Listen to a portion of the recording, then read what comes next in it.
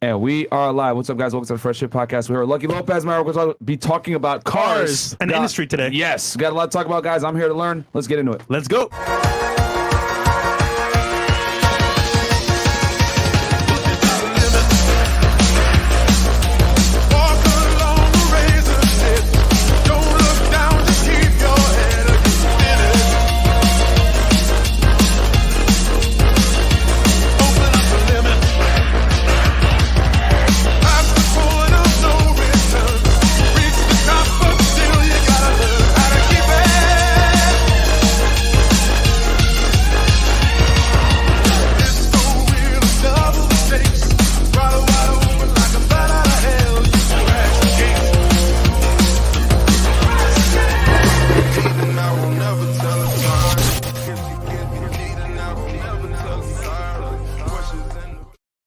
All right, we are live. What's up, guys? Welcome to the Fresh Fit Podcast, man. So quick announcement before we get into the show. Number one, guys, check us out on Megaphone. Okay, we are on Megaphone. We got a Fresh Fit channel and we got a Fresh Fit Afterhours channel on there.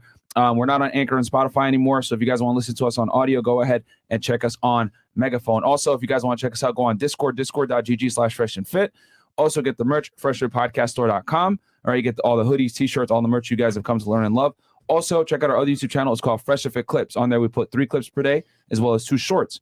Okay, so if you guys don't have time to watch a full-on pod, no problem. Go ahead and check us out on our Clips channel. And then also make sure to check out Fresh's vlog. Yes, guys, vlogs are up. We're doing a giveaway this week on live. So check it out, guys. Stay tuned to the channel. And 100K on the way is done. The 200K is next. Let's go. Cool. And for me, guys, go and check out my YouTube channel, Fed1811. As you guys know, I break down criminal cases. The last case I did was XXXTentacion. I went ahead and broke down, his tragic death. I went and showed you guys all the evidence about the stupid-ass murderers, how they're wearing bright-ass orange sandals while committing a capital offense, and how they got caught and posting dumb shit on Instagram. Probably the dumbest criminals I've ever seen when I actually went through the evidence on the case. Stupid. Yeah, the guys made it very easy for the police to catch them. But, so, the case is still going right now. One of the guys is actually cooperating, and he pled guilty in exchange for testimony. So, yeah, it's safe to say that a couple of them are probably going to get the death penalty. But that's a whole other situation. If you guys want to hear that breakdown, go check it out, Fed1811. I also do documentary breakdowns and everything else that you guys want to learn. But yeah, we got a special guest in the house, man. Lucky Lopez. Thank you, gentlemen, so much for having me. Listen, I found this guy randomly on YouTube looking up car videos, and I'm like, hold on, car market, what's happening now? I had to look into it, and he's been on the news multiple times. So good to have you in the studio, brother. No, I'm very excited. I'm going to love to talk about Miami, which is probably the biggest exotic rental car scam place, along with Atlanta. We're going to talk about dealerships, flipping cars, if you want to get into the business. But first off, I want to say congratulations to 1 million subscribers. Thanks, brother. Appreciate that. People have no idea how hard this shit is and how much money it costs. Yeah. Because my studio is like the quarter of the size of this, and I think I got 50K into it. So this is ridiculous. Oh, man, yeah, it's expensive. It's a lot. When you start actually buying stuff and looking at it, you're like, oh, shit, this shit is expensive. So the Black Lemur. But we know who you are. Fresh definitely knows who you are. Yeah. Can you introduce yourself to the people, for people that may not know who you are? Sure. My name is Lucky Lopez. I'm an automotive YouTuber and an automotive expert. I teach people how to set up dealerships, rental car companies, automotive repair, pretty much all things automotive. And on my channel, we just discuss hot topics like what's going on in the market, things that are going on. Like, actually, I forgot another congratulations. Shout out to Fresh. Got his new whip about, an hour ago? Yeah, literally like 2 hours ago. Nice. So, you bought another car? Yeah, I bought another car today. Yeah, well, I was sitting in the lobby. I'm like, hey, bro, where you at? I'm buying a new car.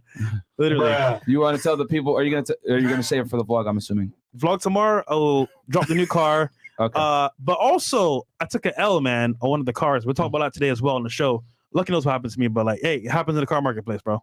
It's part of the game. So, auto YouTuber, you teach people how to open up a rental and or car sales business? Yeah, car dealership. Car dealership. Okay. Yeah, so we can kind of start off with the rental car business since that's so popping here in Miami. And rental car. Yeah, and that's probably one of the biggest things that people always ask me about. Like, hey, during the pandemic, everybody and their grandma started jumping on Turo because it was just an extra way to make cash. They were buying cars for $8,000, $10,000, renting them out for like $100, $150 a day, and it just took off. And all of a sudden, all these YouTube gurus started popping up like, man, go max out your credit, go buy 14 cars at one time, putting people in really bad financial situations. Yeah. And during this time is when I started my channel. I was watching all these guys give these poor people horrible advice. Right. And so I started watching them. I'm like, And these dudes are charging like $6,000-$7,000 for a course to teach people how to basically get yourself in debt and never be able to expand your business and basically just be stuck to Turo. And so that's kind of what started me on my journey. And the reason why I always bring up exotic cars is because that's the #1 topic that I get, or emails or things on Instagram. Everybody wants to open up an exotic rental car company. So I figured today, with your guys' huge viewing and everything else, we could talk a little bit about it. Yeah. Just expose a lot of the myths. There's really not that much money. The cost of actually starting this business is incredibly expensive. Yes. And most people don't even have an idea on how much it costs. And most of the companies, even here in Miami, are all running illegally. And there's DMV, there's the police, there's even feds that are getting involved, that are starting to do investigations and actually raiding rental car companies because of all the insurance fraud and everything else. So I got a real quick. Can you give the thing. people your professional background, just so they kind of know that, like what where you came from? Yeah, what your niche was prior to this, so that they kind of Yeah. So back in 2000, I opened up a car dealership, automotive repair. I've been in the car business pretty much my whole life. Last 2019, I made a deal with the bank, sold my dealership, and decided to kind of just take a break and vacation. Pandemic happened. I got stuck at home. I was supposed to be naked on a beach somewhere in South America. So you were retired at that point. Yeah, I wanted to just get out and it was just so much stress, dealing with the ballers on the budget. Everybody wanted the Mercedes, but had a 300 credit score, $300 down, and wanted a $300 payment.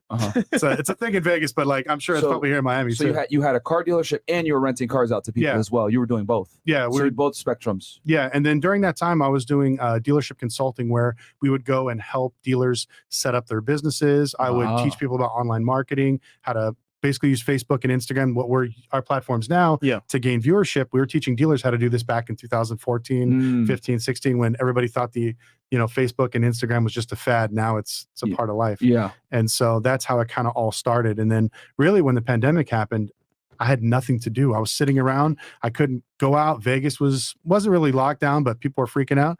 And so originally from Vegas, right? Yeah, So originally born and raised from Vegas. Love it. I actually lived out in West Palm Beach, which I'll tell you guys afterwards. I got some crazy stories. But I just started posting videos on YouTube, just not really roasting people, just correcting, like giving out the right information. Hey, this is how you get your license. This is what you do. These are things. And it just kind of blew up from there. It's funny. Most YouTubers that actually make it big, they see other YouTubers making videos that are wrong or false information. So you know what? No, this is how you really do it. The truth comes out, and then they get bigger. So that's pretty cool, man. What you do? It's been crazy. Like I'll tell you a story about the guy I went against in podcast. I actually met up with him in Atlanta that was selling the fake courses, and I was like, hey, we can have like an open debate. Total professional. We'll change turns, but like I said, I'll tell you about that one in a minute. Yeah. But I'd love to get into the exotic rental car thing, because I know a lot of people probably, especially my crew, is probably tuning in for this. Yeah. So people want to get like a Lamborghini, Ferrari, start renting it out because they're making, $1,500 to $2,200 a day. When they're making a car payment of like $3,000, it seems extremely lucrative. Well, man, I can rent this out for 10, 15 days out of the month. I can pay all my bills and drive a Ferrari, Lambo for free and have people pay my bills. The problem is when Turo originally started, they had insurance that would do exotic cars back in like 2017, 18, and the end of 19.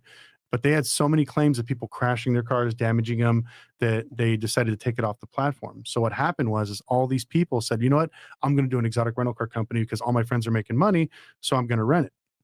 They started basically buying all these exotic cars from friends. Hey, do you have a lease? Oh, just give it to me. I'll give you $5,000 a month. You'll make $2,000 above your payment. Let's say your payment's $3,000, and I'm going to rent it out for you. And they were doing these like literally one-page contracts that like they made up on Excel Word and renting them out third party. And that's all fine and dandy when you're making money and everybody's doing good. But what happens when somebody crashes your car? What is if your car gets impounded? What happens if something happens? That's why I wanted to talk about it, because what's happening now in Miami is there's so many of these rental car companies that are not licensed at all. They don't even have if you get a dealership license or rental car license, it's not that hard to get. But it's the insurance. To become a licensed, insured rental car company for an exotic cars, you need to put $750,000 to $1 million up for your initial bond. Damn. Just to get started. And a lot of the states, depending on what state you live in, you actually have to have ownership of cars, 100% paid for, because some of them will not give you insurance on an asset that has a loan against it. So there's a lot of different state requirements. So that's why when we meet people with exotic car rental companies, they're very, very few, and they're usually financially well off. But what you've been seeing lately now is so many people just jumping into the industry. Well, my buddy's got 2 cars. My buddy's got 2 cars. You buy 2 Lambos, you buy 2 Lambos, I'll buy 2 Ferraris, and we'll get together and we'll start on an exotic rental car company. And now people are just taking massive L's. On my channel, I've told multiple stories of people renting out cars and just taking off with them. Yeah. They didn't have GPS. Stolen cars. Yeah, they stole them. They took them. One of the big ones is a customer of mine had a rental car company in Atlanta and was renting the car out like through third party. So he would rent it out for, let's say, $5,000 a day. Mm-hmm. They would, the people would rent it and then broker it out to somebody else for $7,000 a day. We call them broker jokers. Wow. So these cats were going around literally like, you got a Lambo? Well, give it to me, and I'm going to rent it to my boy over here. He's going to do, I don't know, a tour, or he's going to take off, or he's going to do a model shoot. So you give him the car in faith, you get the money. Guy crashes the car, disappears with it, and people have no legal ramifications. There's a lot of people who ends up stuck with it. Is it the person that initially rented it, or is it the original owner? The original owner, the person that has the financing. Stuck with it. He's on the lease. So the middleman is safe. The middleman that rents it out to somebody else is like, sorry, dude, it crashed. Yeah, he's like, oh, I'm sorry, bro. Here's your $500 cut, and good luck on paying off the rest of your $300,000 car. I'm out. Yeah. So they pay like some minuscule fee for damaging the vehicle, and they just walk away. And they just walk away. And that's even if you get the money. There's a lot of people I know where this one guy, I won't say his name, but because there's still stuff going on, but he had 3 Lamborghini Uruses here in Miami, and he was renting them out, and none of them were in his name. And so he was paying people you want to do a quarter because he's a business. So imagine renting out you get $50K, you buy a car, you have a $300,000 loan, you give it to these guys, and they're renting out to multiple people. You have no idea. You're waiting for 3 months to get paid, and all of a sudden you find your car like in an impound yard with like 10,000 miles more, dented to shit, and the broker joker, the guy that took the money from the people and gave it, it's gone. And that's you can't do anything. No, and there's nothing you can do. So, a lot of the stuff that we've been preaching on my channel is like, it's not that hard. We can help you get set up for it. And if you get a dealer's license and you actually build your rental car company the correct way, LLC, get your state, city license, get your license through the DMV, with a few $1,000s, you can actually be legit. And it blows my mind how none of these people are. And it's funny because nowadays, everybody and their mom wants to start on Turo because it sounds easy and super simple, but there's so many headaches. Stolen cars, people hitting your car, telling lies. Like, things could happen at any point in time. Well, it sounds to me from what you're saying, and I'm taking some notes here so I make sure I actually know what I'm doing. It's saying here. It looks like Turo used to afford you quite a bit of coverage, but now they don't. And I didn't even know Turo was around since 2017. But it would make sense with the explosion of people using Turo nowadays that they'd be like, "Whoa, we're getting way too many insurance claims nowadays. We got to pull back some of these benefits." So now you don't get the same coverage that you did 4 or 5 years ago. Yeah, because back in the day, Turo was actually a really great platform. And even today, like, I don't like it. I don't recommend being that one, like, put all your eggs in one basket, but it's a great way to get started in the business. I see a lot of people go out and buy 4, 5, 6 cars and say, I want to open up a rental car company, get into the business, and absolutely hate it. And dealing with the customers, people drunk, crashing your cars. And from what you're saying, because you said to properly run an exotic car rental business, you would need at least $750K to $1 million to like put it up in bonds. So that just to get an insurance policy. That's the appropriate route to go if you want to do the exotic car rental route. If you want to do maybe rent out a Jeep Liberty here or there or some bullshit, that's one thing. But to do exotic cars, you're going to need to do it through other means. You're going to have to go the big way. But I actually tell people to start off with the basic cars because everybody thinks they romanticize the thought of, I got Lambos, I'm dealing with high-end customers. It is not that way. I'm from Vegas. 90% of our customers are drunk, crazy tourists. I mean, you're Miami. Miami, yeah. So same shit. You got some stripper that come out, wanted to party it up, rents your car and just completely destroys it. So at least if you start off with Turo, it doesn't cost that much money. You have the insurance policy through Turo. You can put your cars up, do one at a time. Just be patient. Let it run for about 30 to 60 days. Deal with the customers and see if it's worth money, because the problem with Turo is they take 30% of your money right off the top. That's if you get the basic insurance. If you want the good insurance where it covers more damages, it costs even more. They could take up to, I think, like 45 depending on your state. Yeah. And that's something that I keep telling people, because I'll see people like, well, I bought this car for 20 grand. I'm going to rent it for $50, a day. And I'm like, okay, if they're taking 30% off the top and they're driving the shit out of your car and then they bring it back and you got like 1 hour to wash it before the next guy comes and picks it up. Yeah. How much is your time worth? Yeah. If you think it's worth like $2.88, then by all means, go for it. Okay. But it's really Becomes just a matter of ROI at that point. yeah, and so we try to talk about this on my channel, and it's so hard to get through with people because all they see is that, well, I made $55 and I rented out and I didn't do anything. And like, don't get me wrong, now is the time to build side hustles, but you got to build them smart. You got to do them correctly, or you're just it's gonna become a burden, not an asset. Yeah, a job. So I have a friend, right, that used to do Turo back in the day, like 2020, 2019, and he made good money. He was making like $150K a month from Turo, but he had multiple smaller cars, like Mercedes Benz. He had like the Jeep Wranglers. He had like Maseratis as well. So he didn't buy like Lamborghinis or Ferraris or stuff. He bought like regular cars that people want to drive, like Mercedes and BMW. Starter luxury cars at the most. Exactly. Looks like. However, what happened was using the app, for whatever reason, it stopped working for him for a month.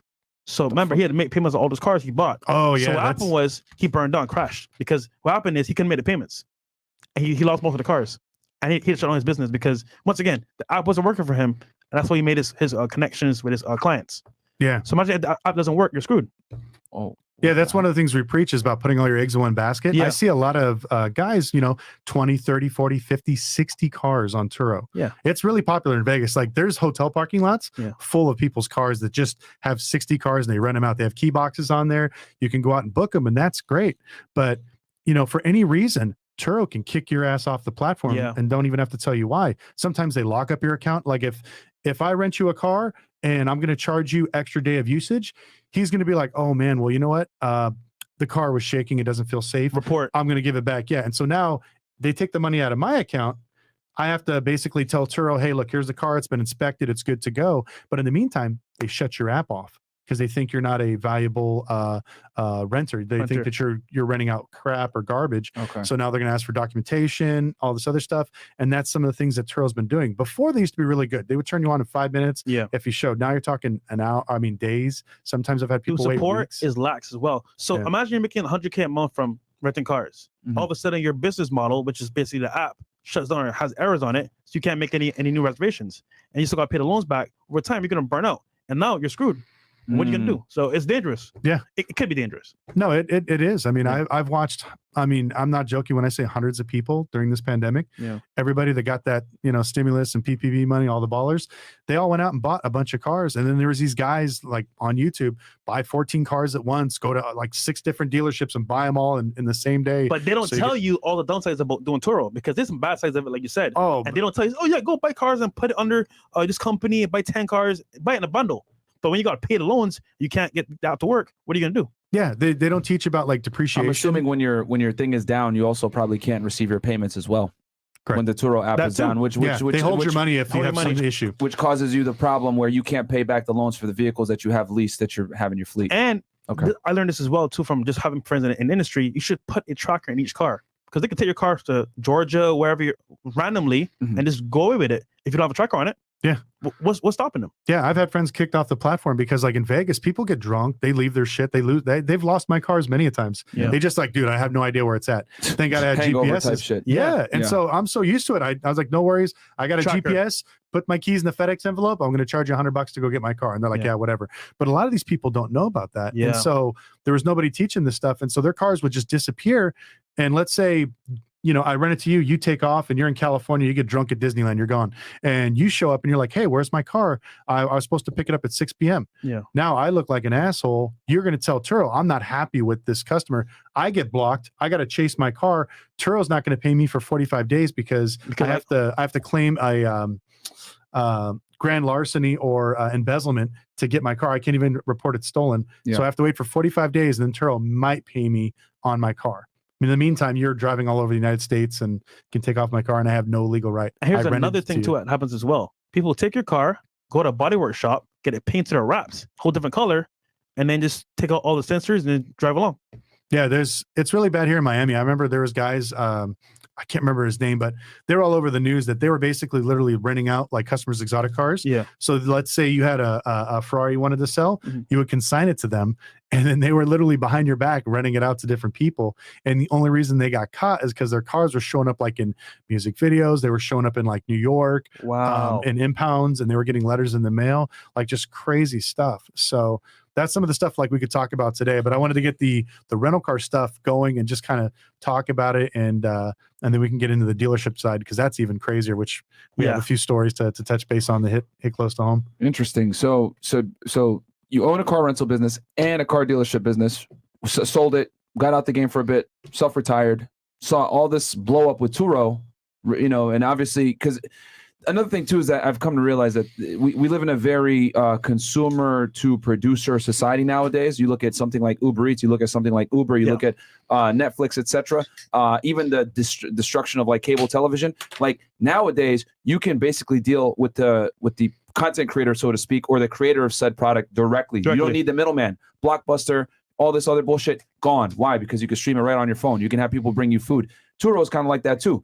Enterprise, Thrifty, these car rental companies, a lot of them are dying because what? People created Turo. Like, hey, I have my own cars. You can kind of come. So it's interesting to see, like, because you came from a world where it's like you had to compete against these conglomerates, right? These big juggernauts like Enterprise, etc. So now people are, using Turo, whatever, and they're like, oh, now I can make all this money, etc. But I guess people don't see the negative side of running that, and then they're cutting corners, not necessarily getting certain things in place. So from what you're saying is that Turo is a great way to kind of like get started in the business, especially with like lower level cars, but it doesn't necessarily have the appropriate infrastructure to support renting out exotic cars. Correct. Because exotic cars come with way more headaches, way more issues, like Turo, like I said, great platform to get started. You get 2-3 cars, you just, get your feet wet to see if you like the business. And the main reason why I talk about using it for exotic cars is a no-go. No, like 90% of the states now, they completely took all the policies away. They will not insure anything over like 120K. Because I have some states that won't even accept the new Escalade. So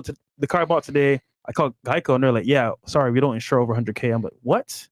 So it's crazy, bro. Like, you got to be careful who you. Haggerty is the only place that's going to do your specific car. I won't drop the name of it, but it's a specialty car. Yeah, so it worked out. Yeah, I'm learning a bunch. We got some chats here, by the way. Yeah, and guys who said, "Yo, why do you got your hoodie on, man? It's cold as hell in the studio, guys. It's freezing." I know it's not freezing. We purposely keep the studio really cold, guys, because we got like 1 million cameras in here and lights and stuff. Mr. Beef Snorkel $10 goes, "Lucky sup, man. I've been watching you on YouTube for about a year now. 10-year dealer technician that's gone into e-commerce. I fell for the Turo meme in February. Now I have a real business. Cool to see you on FNF. Yeah, I mean, I'm guys right now. I'm taking notes myself, man. Trust me, you're never above learning. How do you prevent loose skin from weight loss? Lose the weight slowly, my friend. Josh Nixon goes, "Thank you, FNF. Y'all have changed my entire mindset and outlook on life. Much love. BBC gang, we up." Shout out to you, Josh Nixon. Demetrius Dangerfield goes, "Great information, gentlemen. Love the podcast." Yeah, this is going to be a very niche podcast in a particular industry, but it's good, man, because like I said, this is not my expertise at all. Salvador Villalobos. Are we going to have Grant Cardone on the show? We already had him on. Already did. Go back and search Grant Cardone on Money Monday, guys. You guys are going to see him. We did an interview with him. Michael Meestroke, $2. Thank you. And then let's see here, $20 from Burton J goes, "Been watching Lucky for a while, loving this collab. Props to FNF, always putting men on game." We got you, bro. We got you, man. I told you guys before, if we don't know, we're going to bring an expert who does. Facts. We got someone here with 20 plus years in the industry. Victor Tuziak goes, "Do you know Rob Ferretti? He owns an exotic car rental company in Miami." He owns a rental car company in New York. Very legit guy. Good guy. Okay. All right. Abdullah okay. In Dubai, a 2005 G-Class with a 2018 body kit with 100K miles is sold for $20,000. Is it a good idea to buy 4 of those and rent them out in LA? Please let me know. I would not right now. The market's crashing on G Wagons. They used to go almost $100,000 over MSRP. Yep. Now they're down to 50, and I've seen some actually sitting in like dealerships like in LA and Vegas. I would wait about 6 months and the market's going to completely change. We're going to talk about auto loans, how they're getting harder to qualify. As the economy slows down, people can't afford those particular cars, and you'll be able to basically have your pick of the litter and whatever you want at the price you want, and you don't have to import shit. I was going to buy a G Wagon too, and I held off. I'm glad I did. Yeah. Thoughts on Pushman Mitch, a successful rental host? $2. He's cool. Yeah. Well, what's your thoughts on Carvana stock down and being sued for title work being done wrong? Oh, 100% scam. Their whole plan was to basically use Carvana as an actual loan generator. They weren't really planning on making profit of cars. They borrowed money from pretty much everybody at the really hype stock market. We had all these venture capital firms that were pumping money into Carvana because they were the new darling. They were going to revolutionize the car buying and selling thing. But it's just like Zillow. When you're buying houses sight unseen, there's no algorithm for it. Every market is different, just like every used car is different. They got their asses handed to them. That's one of the things that made my channel blow up is we were talking about this a year ago about how everything their business is structured is basically set up to fail. They don't profit in any way. They've been in business for 10 years and had one profitable quarter. And so when I was making fun of them when their stock was $310, and I was like, I'm no financial whiz, but if I would tell everybody to short the hell out of it. And it literally dropped. It was like 310, 110. We said short it again, went down to $40. I think the last video I did went down to $20. And now I think it's hovering around like $8.77. So the people out there that might not be car buffs, can you tell them what Carvana is exactly? Carvana is the supposedly largest online retailer of used automobiles. Okay. They want to basically take out the complete part of being a dealer, because yes, dealers were assholes and it's hard to deal with us, but I'm going to show you guys why we're going to change that. And we don't have to create some fake online company that's going to somehow revolutionize it, because I don't know. I mean, you wouldn't want to, date a girl straight off from online. I wouldn't do that. I wouldn't buy a car online. Some things you need to see and touch in person. Yeah. And I don't know why people are doing it, but hey. Chris, bring the links real quick for his channel, and then also as well something he did behind the scenes for his podcast. Mo. Okay. And then, so we're talking about, and then he's also been on Graham Stephan's show as well. Okay. There you go. And that's his YouTube channel, guys. Cool. All right. But Lucky, real quick, I had a question for you as well. Okay, so normally, right, people want to buy cars right now. Should they buy now? Should they wait? What's the current state of the marketplace you think for buying cars for anybody, regular person on the street? Yeah, that's what I was going to ask you. As of right now, I tell everybody to wait, because what's been happening is during 2020 and 2021, the banks got the most loose with lending we've ever seen. Usually there's guidelines, there's some sort of restrictions. You got to show proof of income, proof of residency. You got to do X, Y, and Z to qualify for a loan. But during the pandemic, the government was in such a hurry to stimulate the economy. They basically were just pumping out money, not only to individuals, but to banks, businesses, and stuff like that. Oh, well, if you collect a bunch of bad debt, we'll buy it off you. So all of a sudden, all these banks were giving out auto loans to people that wouldn't qualify for them. Well, now you can even see it here in Miami. Yeah. You'll see so many cars with placard plates that expired like in 2021 still driving around here because they can't afford them. They can't register them. I guarantee you they're out for repo. And we're going to the auctions and we're seeing more and more repos pile up every day. And usually there's no like rhyme or reason when it comes to repos. It's, people lose their job, economy goes up and down, but I go out and I buy what's called loan paper. I buy loans from banks and sell them to other banks, which we get into here in a minute. But one thing I saw, there was a clear pattern that the default rate on loans that were originated in 2020, 2021, and 22 have almost double the default rate of any other year. So what basically caused that was, if you show up and you're like, hey, I'm making $4,000 a month stimulus from my stimulus money, my wife's making $4,000, we make $8,000. But okay, we'll give this money down and we're going to give you a Dodge Charger at $1,000 a month. And so now these people that technically back then making $8,000 a month can afford it. Well, now the economy's back open. They're back to work. What's happened since then? Rent, it's damn near doubled in most places. Gas has tripled. Everything's gone up except pay. These people probably went back to getting their normal pay. Let's say they made $2,500 a month working at, I don't know, Home Depot or something. Now they're stuck with their $1,000 monthly car payment. Their rent used to be $1,500. Now it's maybe $2,500. Yeah. Their insurance, everything's gone up. So now they technically can't afford it. So what are they doing? They're not paying their cars. I think it's 7 out of every 10 cars is 30 days late here in the United States as of right now. Damn. Miami is number 7, or Florida is number 7 on the repo chart when it comes to Experian.com. You can look that one up. That is staggering, bro. Yeah, it's insane. So that's crazy. So you're telling me 70% of vehicles that are out there right now that have some kind of lease or some kind of monthly payment on them are behind by a month. 30 days. Yeah. And then I think it's 3 out of 10 or 90 days due. So we were starting to talk about this about a year ago, and people were just, you're just hyping it up. You're just whatever, it's not that big of a deal. But this is right now in 2022. Yeah, now this is all coming to fruition. Stat? Okay. Yeah, and so all the statistics now. He said a year ago, bro. Yeah, a year ago. Oh, this was a year ago going on. So no. He said a year ago. No, I said it was going to happen a year ago. Yeah, and then now it's actually happening. Yeah, okay.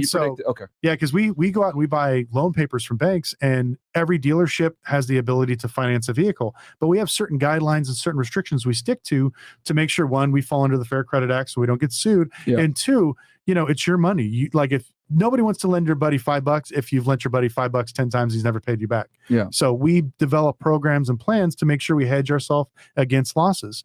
And these basically structures and plans were thrown out the window during the pandemic, and they were just giving money to everybody. So every time I went to go buy a loan, I have to basically rate it. So like, I don't know if you guys know about amortization, like what happened in 2008 with the mortgage crisis. Yes. Every home loan was AAA rated. It's good to go. They'd bundle them off, and then they would sell them to somebody, and some poor person would buy it and say, I'm going to make the interest off these loans, and everything came apart. Same thing in the car business. So right now we're essentially, for all the real estate investors out there, we're having a 2008 almost type situation with the auto industry. 100%. Okay. We got overinflated prices, cars that are not worth the same amount of money, and the sad thing is people have no way to get out of it, because I have a lot of people, well, I'll just refinance my car. I was like, you can't. Like, if you're upside down in your car, there's no equity. Yeah, you're screwed. And interest keeps going up every single month. Everything still is doom and gloom. Just raised the Fed literally like a week and a half ago. Yeah. Yeah. So the more I talk about this, and like, it's funny, I used to every once in a while get negative comments in my chat, but now it's like everybody's just like, holy shit, you were right, brother. What's going on? How do I bet against this? Or what can I do to prepare myself? Yeah. And so, just like to hit your point, sorry, I had a long-winded answer. No, go ahead. Do not buy anything for the next, I don't know, maybe 4 to 5 months. I would say at least till the beginning of the second quarter of 2023. Okay. Because what's happening now is, so like February. Yeah, no, I'd say probably closer to March, April. Okay. Because tax season is going to come. That's when everyone's going to have their money, and all the tax time ballers are going to go out and buy. But as we're watching these record repo rates hit and these defaults hit the auctions, prices are going down. So everybody's like, well, why aren't the prices going down like on Car Gurus or Auto Trader? Because I'm still having to pay retail for my cars. And we're explaining to people the value of your vehicle is going down. But dealers that purchased them during the pandemic or like the last 6 months Needs to make money. Yeah, they're buried in those cars. Yeah. The car that I can buy today, let's say a G Wagon, if I go out and buy one for $85,000 at the auction, the guy 2, 3, 4 months ago paid maybe $110,000. Yeah. And then they had to pay recon. Every dealer, they don't have money. They have credit. They have things called lines of credit, flooring plans. And so they use their lines of credit to buy these cars. Yeah. So if they've been holding on them for the last 6 months, every month they have interest, payments, and fees accruing on that vehicle. So now that $110,000 car they got was a good deal. Now it's maybe, let's say, 118, 119. They're into a $4,000 with recon, interest, fees, and they can't lower the price. But now I just bought mine at 85. I'm going to retail mine for 110, what he bought his for. And so he's still at, let's say, 125 retail. He's going to have to come down in price. But the other thing that's hurting us is now, and we can talk about this too, is the banks are not lending. Yeah. They're losing their ass at the auction. That same G Wagon that they want to get $120,000 for, they probably had one repoed about 3 months ago and ran it through the auction, and somebody like me bought it for $85,000. So if the customer has a $120,000 loan and I come in and I buy it for, let's say, $85,000, that deficiency, the loan amount they lose big time.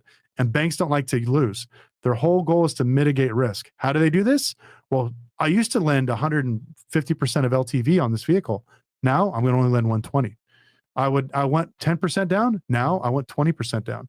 Oh, you know what? You just started a new job. Sorry, you don't qualify. I need at least 6 months of employment. Yeah. You got to have X amount of cars known. So what's happening is now higher interest rates, everything. And people always wonder, damn, like because I don't know if you guys have ever, like, when you buy a house or you buy a car or whatever, look at like the amortization. You guys are going to see that for the life of the loan, especially in the first like 5-10 years, you're paying interest only. You're not paying shit on the principal. Yep. That's how they make their money on you guys. You know what I mean? So the banks put all these things in place to go ahead and mitigate the risk. So no, I mean, and even in the car industry, it's same thing. So today I went to go purchase a car, right? And it's funny because normally it's super smooth process. Like, they know me by now. I have multiple cars with this same company. However, the money I had to put down was so high. I was like, wait, what's going on, bro? Like, you guys know me. Like, what's up? And this is with a damn near 800 credit score. Exactly. So that's the scary part for everybody else out there that's listening. And I have a huge car history from way back in the day with high profile cars. So what happened was, they said the time of the marketplace and the loans now are different because, as you said earlier, people weren't paying their loans and they have a lot of repos out. So now, to cover their asses, they're saying, you know what? We're going to raise them what you got to put down. And as well, we need history at least. So luckily I have history from before.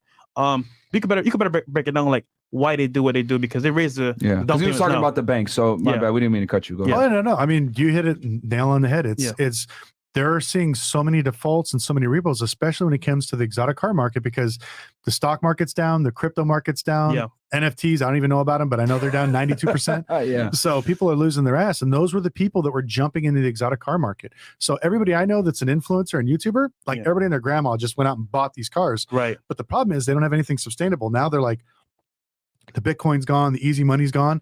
And so they're basically losing their cars. And the banks are like, well, shit, the perfect example, Lamborghini Urus, taking the biggest hit at auctions. I've seen so many people take L's on Uruses right now because at auction, they're going for around 280 to maybe 310. And I remember you couldn't touch one for about 6 months ago for under like 350. 100%. Even with high miles, beat up, whatever else. But now these banks are like, well, I lent 160, 170% of LTV on these vehicles, and I'm not getting the money back. What do I do? And so they're like thinking 6 months ahead. Okay, well, Fresh, you're a good consumer. You've paid other cars with us. We want your business, but that no more 10%. Now we want 20, 30, 40, 50%. You know, it's funny for the audience, real quick. Can you explain to them like what a 170% LTV would be? Just, I mean, he means loan to value, guys, but just so that people, because there's a lot of people that might not understand these terms. Okay. So during the pandemic, usually we only lend loans. LTV is loan to value. So before the pandemic, let's say you bought a $10,000 car. We would lend you about 110, 115% LTV if you had good credit to give you enough money to pay for sales tax, zero down. And maybe if you had really good credit and you wanted to finance a warranty or something, we do maybe 120. So like 12K. You give them 12,000 for a $10,000 car. Correct. So keep numbers nice and easy so you guys understand. Yeah. And so now we fast forward during the pandemic where some of these banks were just doing crazy stuff, 84, 96 at 170% LTV. Now they're lending on a $10,000 car, they're lending $17,000 on it. Wow. And so now that's how comfortable they felt with lending that ridiculous amount of, Yeah. And so, and people ask me like, oh, it's the dealers to blame. No, it's the banks. The banks set the parameters. At the end of the day, just like when you buy a house, if you want to sell me your house for $5 million and it's only worth $1 million, the bank's willing to give me $1 million for it. So the banks basically, the dealers are like, oh man, I had to pay so much more at the auction. You got to cover my loss and I got to make X amount of dollars on the car. And the banks didn't care because they were getting money from the government. They're like, hey, you know what? The Fed's pumping out money. Things are good. People are paying down their loans. We're going to go ahead and push these loans out. Yeah. So let me make this make sense for the audience as well. Yeah. So imagine I'm putting down on this car the same amount of money I put on my Rolls Royce Cullinan. So once again, the down payment for this car I just bought, right, which is even closer to the value of the real Rolls Royce. Yeah, I'm putting the same amount of money down on this car. So imagine that. I think the bigger thing for the audience is, remember, guys, he said 170% loan to value. You buy yours for $350,000. Now you guys can see where the panic comes from when the car is down worth 200-something thousand. Yeah, like you see what I mean? I just sold mine. I took a small hit, but if it waited longer, it took an even bigger hit. Yeah. So I took a small hit on that, but other than that, it's fine. 170% is insane. Yeah. But now I can see why these people are scrambling, because you're putting up that much money extra over the car's value, and the car's value is coming down significantly. It's a double L. It's eating you from two ends of the candlestick. Yep. Yeah, and that's one of the things we're talking about right now is like, if you have vehicles and you really can't afford them, you need to sit down and look at your finances, like get rid of them. I did the math, right? If I kept the Urus for like another year, I would spend another like $40K on that car. Versus if I just pay off the remainder, the balance off from the loan I got, I'll be fine for like maybe like 10K. But if I get the car, 40K more. Wow, it's crazy. Yeah, and it's like we're seeing it. The exotic car market is getting hit really big because on my channel I did a few exotic repos just to kind of have fun with it, and I had one car that I couldn't sell at auction. It was a Aston Martin Vantage, and I was trying to get about 120K for it. It was booking for like 130, which is James Bond car. Yeah, beautiful car. Yeah. And so I ran it 3 times at the auction. I couldn't get what I wanted. So I was like, you know what? I'm going to bring it to Gimme the VIN, Carvana, Car Gurus, CarMax. All these companies are overpaying for cars right now. So I just want to try it. So I ran it through gimmethevin.com. And they're like, we'd love to buy your car at $128,000. I was like, fantastic. This was, I believe, March 27th. I had to submit the title because the title has to be in your name. I put the title in. 2 weeks later, my title came. I went back in there. They offered me $108,000 on that same vehicle, and in just 2 weeks. And I was like, "Well, what the hell happened?" That's almost 20K down. Yeah, and I've seen the market dip, and usually it's just like housing. Like the car market slowly goes down, but literally that first wave of exotic car repos just killed it. I had a Rolls Royce. Wraith, same thing. I took a $50,000 L on that one. I mean, dude, just because the value just dropped. Nobody's safe, bro. Like, dude, big dealerships now are losing their asses because once again, the drop was so like intense, bro. Like people losing money left, right, and center. Personal people, businesses, dealerships, nobody's safe. So if I was anyone watching right now, I would sell right away. I would even wait at this point. I mean, we could always, like, if you're worried about flexing or looking good for your friends, put that all aside. Sell the car now. I guarantee you there'll be 10 of these things for sale. Cheaper. Yeah. Later on. Cheaper. Yeah. Whatever you want to get, all your options. And you could probably buy one from one of your friends when they're filing bankruptcy. I know that sounds awful, but that's literally what's going to happen. Yo, flex later, be smart now. 100%. Yeah. And I was going to buy a personal story here. I was going to buy a G Wagon a couple months back. I remember Fresh helped me with it.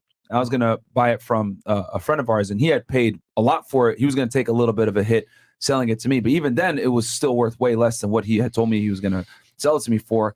And I'm glad I didn't buy it. And I was going to buy it solely for tax purposes, because with the G Wagon, as you guys know, you can depreciate pretty much. It weighs over 6,000 pounds. Yeah. It's a very nice depreciation, on top of the houses that I buy and everything like that. But, I'm glad I didn't do it, because even though it would have been a good tax write-off, that thing would have lost a significant amount of value by now. And you're saying there's G Wagons just sitting around in lots all over the place now at this point? Yeah. I mean, we see them at the repo yards, and then like before, you would never see them in the dealership. You would never see one in a dealership. A year ago, I remember you couldn't even get one. You couldn't even get one a year ago. Like people were overpaying tens of thousands of dollars to get one. You know what I mean? And now they're all over. It's insane to me how just in 1 year how the market just flipped on its head. Yeah, so imagine you had a whole fleet of cars that you bought like that as a dealership. Now you're screwed because you can lose money on all the cars. And the G Wagon is one of the few cars, at least from what people tell me, correct me if I'm wrong, that holds value. Supposed to. Yeah, I had an 03 with like 200,000 miles that I used to have. I put the whole Brabus kit, made it look like a 2019. I used to drive that around as like my work truck. I used to use a trailer, pull it around.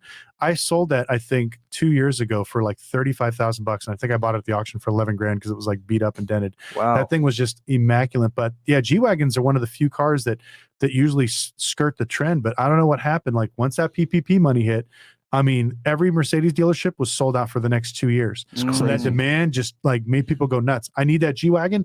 I got money now. I'm willing to pay $100,000 over MSRP.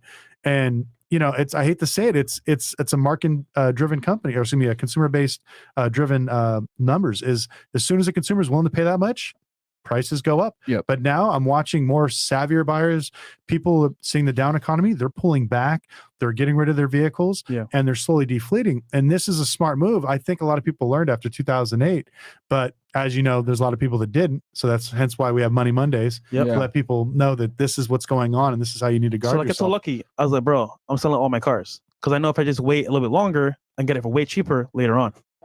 Okay. So, but this car I bought, I'm actually going to pay off and keep. But tomorrow I'm going to drop what car it is on the vlog. All right. And Not the cap. All right, so you want me to hit the chats and then you can hit your next question? All right. Free valuable info. Shout out to y'all reaching 1 million, and that's from Morgan Jones. Thank you so much. What are requirements for used car dealerships in Colorado? It's 100K net worth and 700 plus credit score. Want to move to Florida? That's from Boufadies, yeah. Yeah, I mean, yeah, go ahead. Well, Colorado is a good state. You actually want to go there because there's a lot of competition here in Miami. A lot. So it'll be really tough for you to get in, especially when a dealership, it's very network based driven. So your first few sales are going to be your friends, your other network.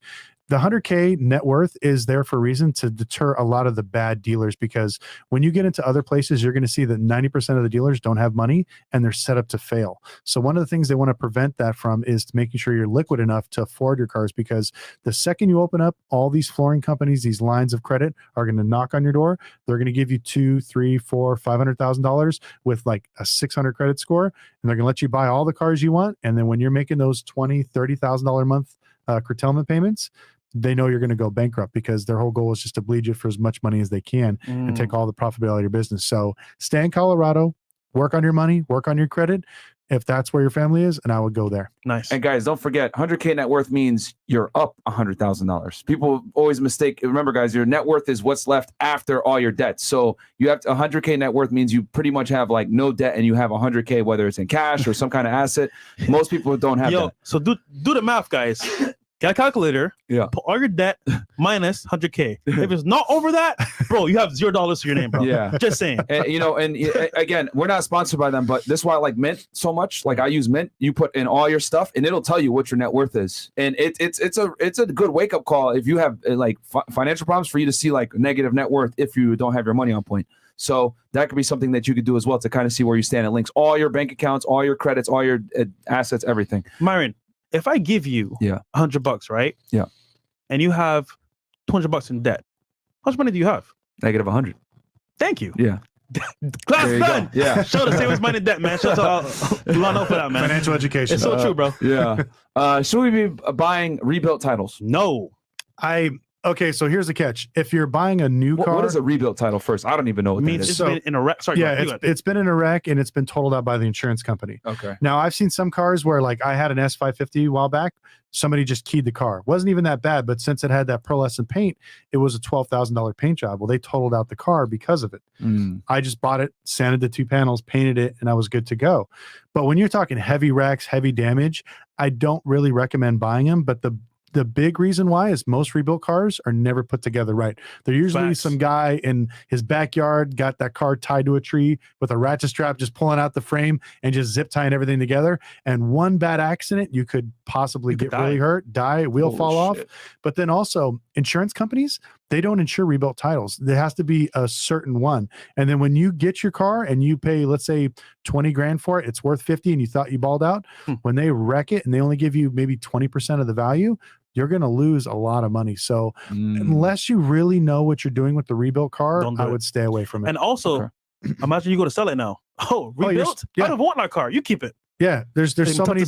Everybody's got a horror story of some like janky car they bought off of Craigslist that like the wheel fell off and door wouldn't shut right, and airbag lights staying on. So yeah, unless you're very educated, you're mechanically inclined, I would stay away from it. Okay.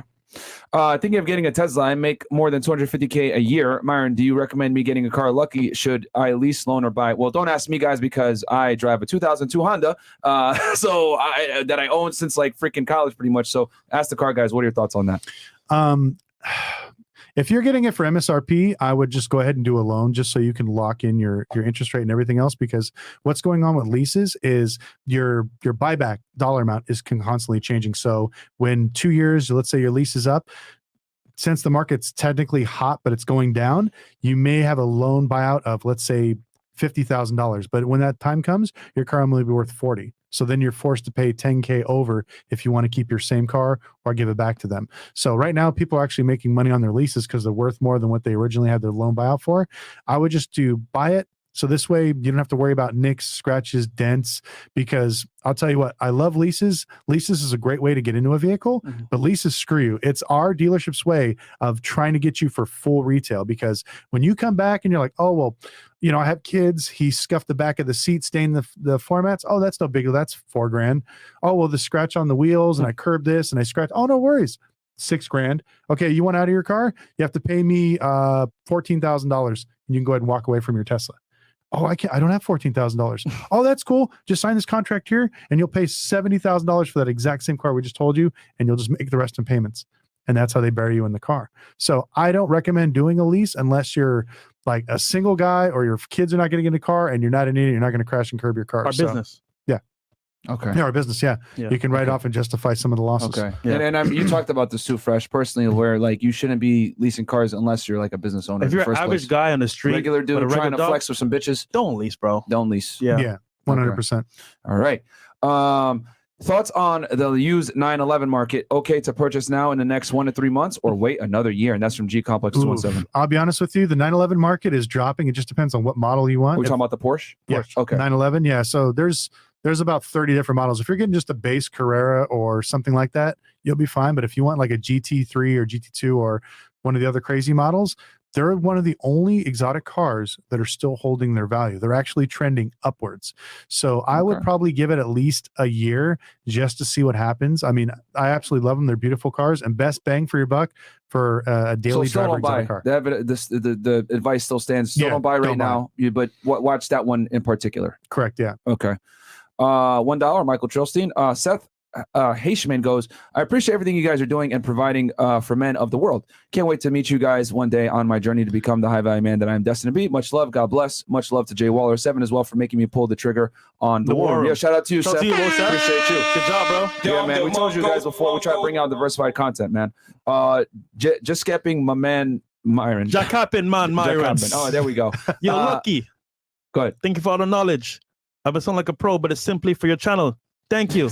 You fill out the information that you can demonstrate how the dealers are taking L's on holding cars. Fantastic. Nice.